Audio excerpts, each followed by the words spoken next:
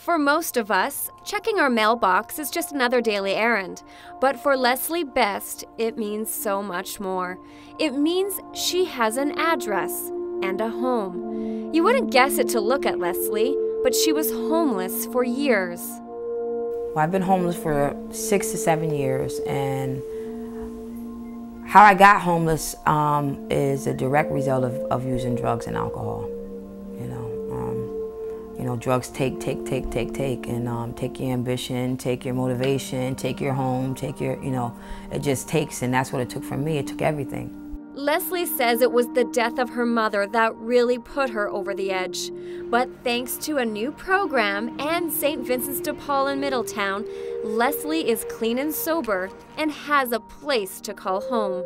This is called supportive housing. It's permanent supportive housing. So our role is to give them the house and to provide the support services, the case management supports, to help make them stay in house, to help keep them housed.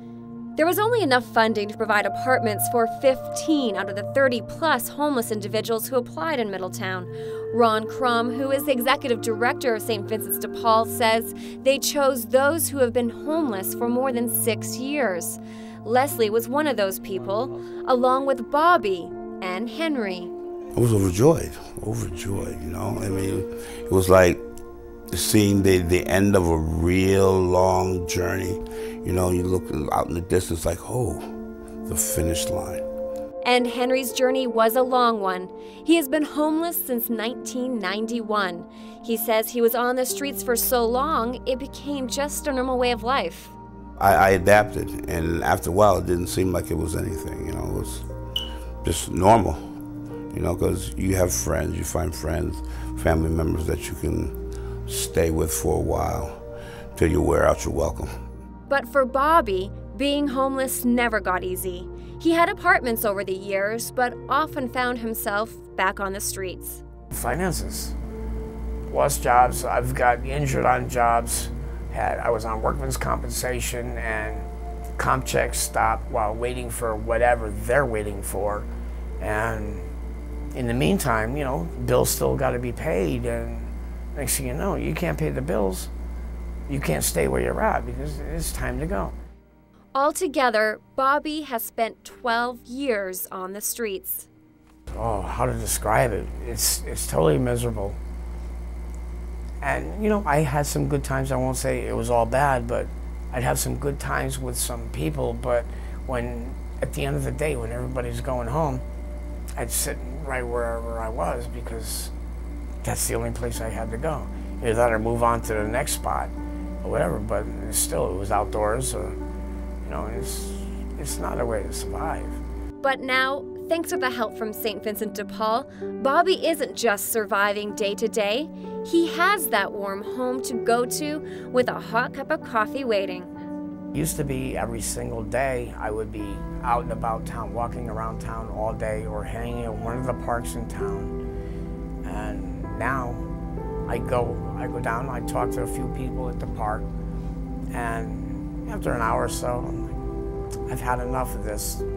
I'm going home, and I can actually do that. I don't have to stay there all day from sun up to sundown and then worry about where I'm going for the night. Henry also doesn't have to worry about surviving the day anymore, and now he is going to Middlesex Community College and has a safe place where he can study.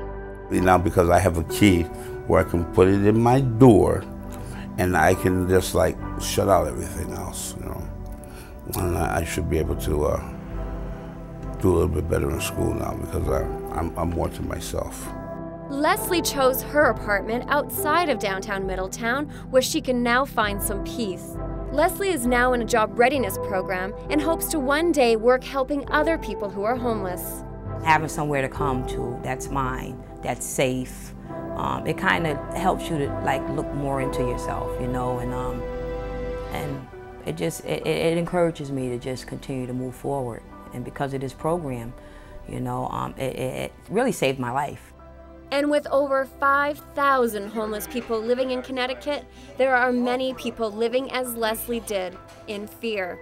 And Ron worries with the rising cost of gas and unemployment, that number will also rise. We're already seeing people coming way before we would normally see them for utility assistance. They're not going to be able. They're afraid they're not going to be able to heat their homes this winter. For those that are in apartments and homes, the numbers at the soup kitchen are up. The numbers at the food pantry are up. I have no reason to believe that we won't be seeing more homeless this winter either.